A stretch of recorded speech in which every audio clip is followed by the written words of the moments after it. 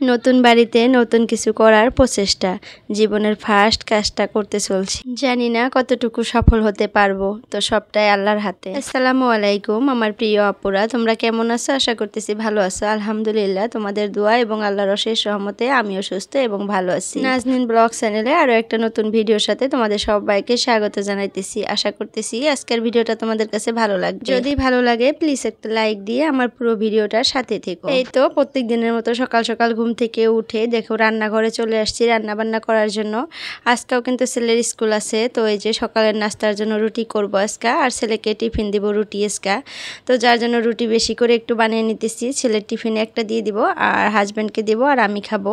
তো জানি না আজকে হাজব্যান্ড কি করবে, খাবে না নাই। তো কালকে আমাকে বলছিল কিন্তু পুরি বানানোর জন্য, আমার তো ভুলে রুটি বানিয়ে দিছিলাম। তো আজকে ওই যে রুটি বানাইতেছি, তো রাতে বলে রাখছি যে রুটি আজকে খেয়ে নিও, কারণ আজকে পুরিও করতে পারবো না, অতটা তেল নাই। তো কালকা হয়তো পুরি বানিয়ে দেব, তো আজকে রুটিটা খেতে বলবো, জানি না খাবে না নাই। কত টাইমে কিন্তু এরকম হয়, ঘরে কিছুই থাকে না আর যেটা খেতে ইচ্ছা করে না ওইটাই কিন্তু খেতে হয় আর কি।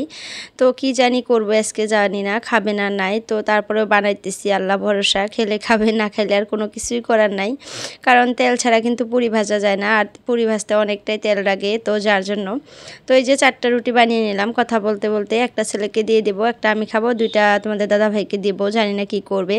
তো এই যে এদিকে দেখো কালকা যে বলছিলাম কচুর ডেরাটা রেখে দিছি, তো সেটাই যে আজকে ভাজি করতেছি আর উপরে একটু লেবু চিপে দিতেছি। আমি কিন্তু লতা আর কচুর ডেরা ভাজিতে একটু করে লেবু চিপে দেয়, ভালো লাগে খেতে আর ফ্লেভার আসে লেবুর একটা, ভালো লাগে এতে করে।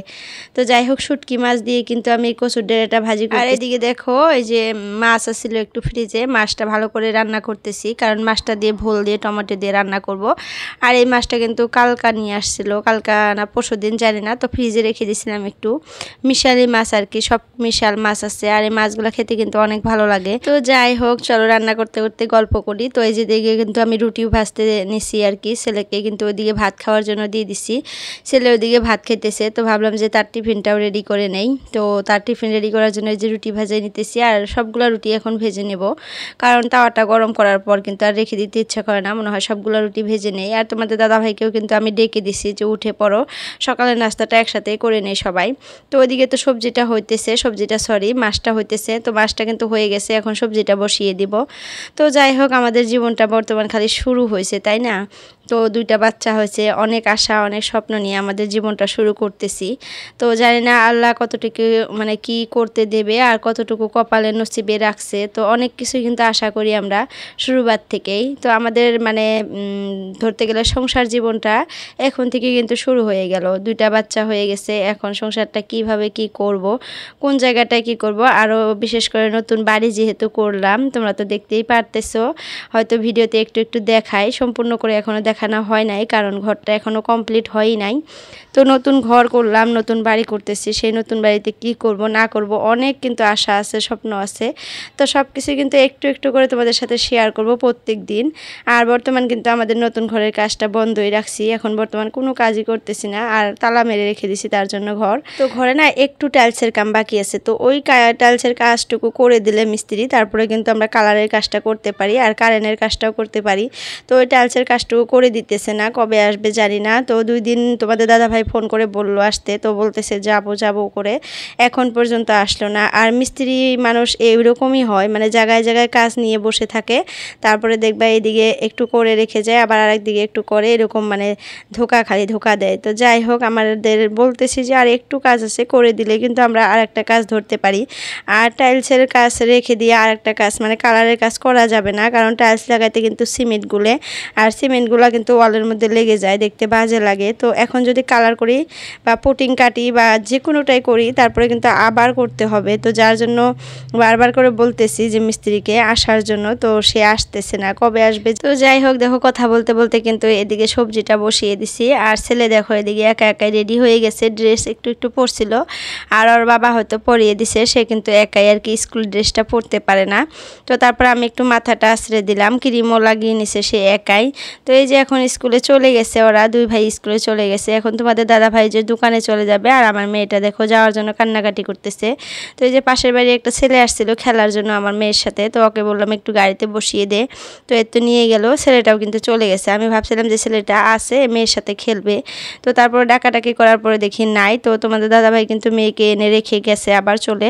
তো মেয়েকে খেলতে দিয়ে আমি সকালের খাবারটা খেয়ে নিতেছি। তো তোমাদের দাদা ভাই আজকেও না একটা রুটি খেয়ে চলে গেল। তো জানি না কেন এরকম করে। তো খাবার মানুষের যে সময়ের সাথে সাথে সব কিছু পরিবর্তন হয়, আমি ভালো করে বুঝতে পারলাম তোমাদের দাদা ভাইকে দেখে। কারণ এই খাবারগুলা মানে আগে কত খাইতো, আর এখন না একদমই খেতে পারে না, জানি না কি হয়েছে ভিতরে। তো আমার খাবার দাবার কিন্তু একদম ঠিকই আছে, আগেও যেভাবে খাইতাম এখন ওইভাবেই খাই। কিন্তু তোমাদের দাদা ভাই দুপুরে ভাতও খেতে চায় না, অতটা অল্প করে ভাত খায়, রাতে তো আরও একটু করে খায়। আর সকালে যে মানে যে কোনো টিফিন করে দেব কেমন করে জানি একটু একটু করে খায়, জানি না মুখে রুচি নাই না কি আরও কিছু হয়েছে। তো মানে বারবার করে বলতেছি যে ডক্টর দেখাও, কি হইলো, খেতে পারো না কেন? তো সে কি বলে জানেন, কয় কি আমি ডায়েট করতেছি, আমার শরীরটার ওজনটা অনেক বেড়ে গেছে। তো জানি না মিথ্যা কথা বলতেছে না সত্যি। তো যাই হোক, এখন বর্তমান ওই পরিস্থিতিও নাই যে মানে ডক্টর দেখাতে যাবে, কারণ একা একাই দোকানটা করতে হয়, মানে দোকান থেকে বের হইতে পারে না, তো যার জন্য অনেক সমস্যা হয়ে গেছে। তো যাই হোক, দেখো কথা বলতে বলতে ওই বিছানাটা পরিষ্কার করে নেই, এই বিছানাটা পরিষ্কার করে নিলাম। আর কালকে না একটা কাঁথা বের করছিলাম আমি আর কি, একটু কেমন জানি ঠান্ডা ঠান্ডা লাগে রাতে, তো ওই কাঁথাটা না নতুন কাঁথা, তো ভাবলাম যে আজকে তুলে রাখবো ওটা। তুলে রেখে আর একবার যে খাতাটা বের করছিলাম ওটা বের করে নেব। আর একবার এক একটা কাঁথা বের করে নষ্ট করার কোনো দরকারই নাই। ওইবার যেটা বের করছিলাম ওইটাই কয়েকদিন ইউজ করব, মানে কয় বছর ইউজ করব, তারপরে যখন দেখা যাবে পুরান হয়ে যাবে তখন হয়তো অন্য কাজে লাগাবো। তো এইবার যদি একটা আবার নতুন করে বের করি ওইটাও কিন্তু পুরানা হয়ে যাবে। আর বিয়ের পরও না আমার মা অনেকগুলা কাঁথা সেলাই করে দিছে আমাকে, প্রায় 6-7টার মতো কাঁথা সেলাই করে দিছে। তো এখন আর সেলাই করতে পারে না, মানে চোখে একটু কম দেখে, আর কাঁথা সেলাই করতে কিন্তু অনেক মানে চোখের প্রবলেম হয়। তো আগে অনেক কাঁথা সেলাই করতো মা, আমার মার কিন্তু একটা র‍্যাঙ্ক ভর্তি কাঁথা। তো আমাকে বলছে ওইখান থেকেও আর কি 2-3টা নিয়ে আসতে। তো আমাকে সেলাই করে দিছে প্রায় 5টার মতো, আর বিয়ার সময় দিছিল 2টা। আর আমার শাশুড়ি আম্মা আমাকে একটা কাঁথা দিছে, এই যে কাঁথাটা যে পাড়া দেখলেন আপনারা বিছানায়, ওইটা কিন্তু আমার শাশুড়ি মায়ের কাঁথা, অনেক বড় একটা কাঁথা। তো ওইটা কিন্তু আমি বিছানায় পেরে নিছি, আর বিছানাটা যেহেতু অনেক বড়। তো যাই হোক, ওই কাঁথাটা তুলে রেখে আর একটা নতুন কাঁথা মানে পুরানা কাঁথাটা বের করলাম, ওটা কিন্তু পালঙের ভিতরে আমি রেখে দিলাম, যেটা কালকে বের করছিলাম আর কি, ভুলে নতুন একটা কাঁথা বের করে নিয়েছিলাম। আর তোমাদের দাদাভাইকে বারবার বললাম যে এটা তুলে রাখি, তো সে আর কোনো কথাই শুনলো না। তো ছেলে মানুষরা কিন্তু এরকমই হয়, আমরা মেয়েরাই কিন্তু ওরকম করে মানে সংসারের জিনিসগুলো লক্ষ্মীর মতো করে রেখে দেই। আর আমার বিশেষ করে নতুন জিনিস ইউজ করতে একদমই ভালো লাগে না, মানে করতে ইচ্ছা করে না, মনে হয় যে নতুন আসতে অনেক দেখতে ভালো লাগে, ইউজ করলে যে পুরানা হয়ে যায় এটাই অনেক খারাপ লাগে। তো যার জন্য আমি না সবসময় পুরানা জিনিসগুলো ভালো করে মানে করে নিয়ে গুছাইয়া আর কি পরিষ্কার করে সেটাই ইউজ করার চেষ্টা করি, আর নতুনগুলো কিন্তু রেখে দেই। আমার কিন্তু অনেক নতুন নতুন জিনিস আছে, যেমন বাসন কাসন ধরেন বা যে কোনো জিনিস, তো সবগুলো কিন্তু তুলে রাখা হয়েছে। তো এই দেখেন আজকে বাসনগুলো আমি ম্যাজিক দিয়ে ধুয়ে নিলাম, মানে হাত দিয়ে ম্যাজিক করে ধুইলাম, আজকে আর তোমাদের সাথে শেয়ার করলাম না, ভালো লাগে না কিন্তু প্রত্যেকদিন ওই বাসন ধোয়া এটা করা। আর ভিডিও যেহেতু অনেক লং হয়ে যায় আর কিছু দেখাইতেই পারি না, এই বাসন ধোয়া ঘরের কাজকর্ম দেখাইতে দেখা যায় ভিডিও অনেক বড় হয়ে যায়। তো যার জন্য আজকে ম্যাজিক দিয়ে ধুয়ে নিলাম। তো বাসন কাসন ধুয়ে এখন মানে কিচেনটা একটু পরিষ্কার করে মুছে টুছে নিলাম, সব কিছু ফ্রিজ, ওয়াশিং মেশিন, গ্যাস সব কিছু মুছা কমপ্লিট। আর 2টা রুমে কিন্তু আমি পরিষ্কার করে নিলাম, এখন ঝাড়ু দিয়ে নেব। জাস্ট ঝাড়ু দিয়ে আজকে মুছবো না, ভাবছি কালকা মুছবো ঘর, এর আগের দিনও মুছছিলাম, তো মুছতে ইচ্ছা করে না, শরীরে না কেমন জানি এখন অতটা ভালো লাগে না, সব কাজ আর কি প্রত্যেকদিন করতে ইচ্ছা করে। আর আমার সোনামাটা পিছন পিছন ঘুরু করতেছে, হয়তো ঘুম চলে আসছে, তাকে কিন্তু খাওয়িয়ে নিছি, তার সকালের নাস্তাটা তাকে খাওয়িয়ে দিছি, সাগুদানা ভিজিয়ে দিছিলাম, তো ওটা বানিয়ে খাওয়িয়ে নিছি। আর তাকে না খাওয়াইলে না সে অনেক কান্নাকাটি করে, মানে 9টা বাজাও শেষ, তার খাবার দাবার স্টার্ট করতে হবে। তো তাকে খাওয়িয়ে কিন্তু আমি ঘুম পাড়িয়ে দিছি, আর ঘরটা পরিষ্কার করে ঝাড়ু দিয়ে নিছি। আর এখন প্রায় 11টার মতো বাজে, আমি একটু শুয়েছিলাম মেয়ের সাথেই, তো উঠে কয়েকটা ভাত বসিয়ে দিতেছি, আর মেয়ের জন্য না খিচুড়িটাও বসিয়ে দেব। তো 2 পাশে 2টা বসিয়ে দিয়ে আবার একটু রেস্ট করব, মেয়ের সাথে শুয়ে থাকবো, ভিডিও দেখবো তোমাদের। তো আমি ওইটুক সময় কিন্তু সবার ভিডিও দেখি, ধরতে গেলে 10টার থেকে 11টা পর্যন্ত আর কি, 1 ঘন্টা সবার ভিডিও শুয়ে দেখবো, লাইক করব, কমেন্ট করব এরকম। আর সময় পাই না সারাদিন, তারপরে আর মোবাইল হাতেও নিতে পারি না, আবার রাতে কিন্তু আমি ভিডিও এডিট করি, ভয়েস ওভার করি। তো যাই হোক, দেখো এই যে ভাত বসিয়ে দিছি, কালকার না কয়েকটা ভাত ছিল ফ্রিজে, তো চালের মধ্যে ভাত কটা মিশিয়ে দিলাম, দিয়ে ভালো করে পরিষ্কার করে ধুয়ে তারপরে বসিয়ে দিলাম। আর এরকম করে ভাত থাকলে আমি ফালাইয়া দিই না, ফ্রিজে রেখে দেই, তারপরে আবার ভাতের সঙ্গে তারপরের দিন চালের সাথে মিশিয়ে দেই, সুন্দর ভাত হয়ে যায়। আর উপরে ওই ভাতগুলো থাকে একটু নরম হয়, আমার ছেলে খেতে ভালোবাসে ওই ভাতগুলা। তো অনেক মানুষই বলে আর কি, মোবাইলেও দেখি যে ভাত বলে আবার রান্না করে খেতে হয় না, একবারের ভাত আবার গরম করে খেতে হয় না, মানে শরীরটা অসুস্থ হয় বা বেমার আজার হয় এরকম। তো আমি তো মাঝে মধ্যে এটা করি, জানি না কি হবে। তো যাই হোক, এই যে মেয়ের খিচুড়ি বসিয়ে দিতেছি, একটু ডাল দিছি আর একটু ভোগ চাল দিছি, দিয়ে সব মশলাপাতি একটু একটু করে দেই এখন, তা না হলে খেতে চায় না, মানে স্বাদ জিনিসটা এখন আমার মেয়ে বোঝে পুরাই। তো একটু তেলও দিয়ে দিলাম, মাঝে কয়দিন ঘি দিছিলাম, তারপরে কয়দিন রিফাইন দিলাম, এখন আবার একটু সরিষার তেলে দেই, একটু পরিমাণে দেই, তারপরে 2-3টা সিটি মেরে নেই, তারপরে যখন খাওয়াই তো খাওয়াই। তো আমার মেয়ে না এখন একটু নরম করে খাবার খায়, অত শক্ত খাবার খেতে পারে না। ওই যে মানে মাড়ির দাঁতগুলো হয় নাই, যে সামনের খালি 6-7টা দাঁত হয়েছে, তো হয়তো তার জন্যই। তো তারপরে দেখো কয়েকটা কাপড় ছিল, তো কাপড়গুলো ধুইতে আসলাম, আজকে হাতেই কাচবো 6-7টার মতো কাপড়।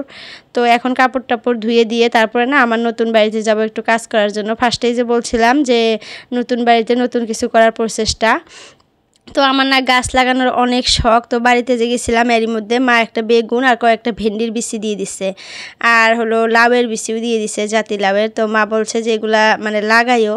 তো কোথায় লাগাবো কি করব বুঝতেই পারতেছি না, নতুন বাড়ি যেহেতু এখন ওই রকম করে জায়গা জমি আর কি বের করতে পারি নাই যে এই জায়গাটাতে আর কি গাছ গুছালি লাগাবো। আর এখন যে মাটিগুলা ফালাইছে আমাদের বাড়িতে ওগুলা সব বালু মাটি, তো বালু মাটির মধ্যে কিন্তু গাছ গুছালি ভালো করে হতে চায় না, গাছ গুছালি লাগাইতে চাইলে কিন্তু একটু ভালো মাটি ফালাইতে হয়। এখন তো আর মাটি ফালাইতে পারবো না, কারণ এখন গরমের দিন, গরমের সিজনে কিন্তু মাটি পাওয়া যায় না। তো ঠান্ডার সিজনে ভাবছি একটু মাটি ফালাবো, আর যখন বাড়িটা পুরাপুরি কমপ্লিট হয়ে যাবে করা, বাড়ির ভিতরে যাব, তখন কিন্তু আমার আশা আছে সুন্দর করে গাছ লাগানো, একটা মানে সবজির বাগান করা। আর আমাদের বাড়িটা যেহেতু ছাদ করা, তো সিঁড়ির রুমটা যখন হয়ে যাবে ছাদের উপরেও কিন্তু আমি সুন্দর একটা ফলের বাগান করব ভাবছি। তো অনেক আশাই কিন্তু আছে, অনেক স্বপ্নই কিন্তু সবারই থাকে, তো আমারও আছে।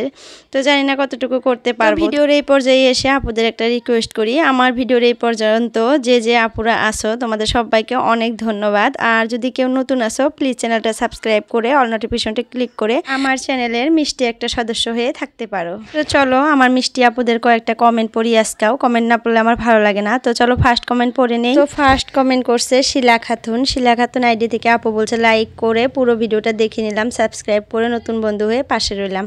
তো অনেক ধন্যবাদ আপু তোমাকে, থ্যাংক ইউ সো মাচ আমার মিষ্টি একটা সদস্য হওয়ার জন্য। সেকেন্ড কমেন্ট করছে শিরিনা আক্তার। আপু বলছে আপনি সকাল থেকে অনেক কাজকর্ম করছেন আপু, এটা শুনে খুবই ভালো লাগলো যে 9টার মধ্যে আপনি সব কাজ শেষ করেন। অবশ্যই আপু আমাদের সবাইকে ভালোবাসা দিয়ে সামনে এগিয়ে যেতে হবে, আপনার জন্য অনেক দোয়া রইলো। তো থ্যাংক ইউ সো মাচ আপু তোমাকে, তুমি আমার প্রত্যেকদিন ভিডিও দেখো, সুন্দর সুন্দর কমেন্ট করো, তোমাকে অনেক ভালো লাগে আর তোমার ভিডিওগুলো আমি দেখি ভালো লাগে। তো থ্যাংক ইউ সো মাচ আমার পাশে থাকার জন্য।